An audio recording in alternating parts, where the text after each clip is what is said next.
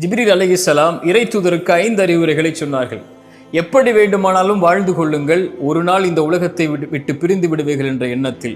யாரை வேண்டுமானாலும் நேசித்துக் கொள்ளுங்கள், ஒரு நாள் எல்லோரும் உங்களை விட்டு பிரிந்து விடுவார்கள் என்ற எண்ணத்தில். எதை வேண்டுமானாலும் செய்து கொள்ளுங்கள், அதனுடைய கூலியை இறைவன் கொடுத்தே தருவான் என்ற எண்ணத்தில். ஒரு இறை நம்பிக்கை கொண்டவனுடைய மதிப்பு இரவு வணக்கத்தில் இருக்கிறது. கடைசியாக இறுதியாக சொன்னார்கள், ஒரு மனிதனுடைய இறை நம்பிக்கை கொண்டவனுடைய கண்ணியம் என்பது யாரையும் அவன் சாராமல் வாழ்வதில்தான் என்று. மிக முக்கியமானது அது. இந்த உலகத்திலே யார் நமக்கு முக்கியத்துவம் தரவில்லையோ அவர்களுக்கு ஒருபோதும் முக்கியத்துவம் தராதீர்கள். யார் உங்களுடைய வார்த்தைகளுக்கு செவிமடுக்கவில்லையோ அவர்களிடத்திலே ஒருபோதும் உங்களுடைய வார்த்தைகளின் நேரத்தை கொடுக்காதீர்கள்.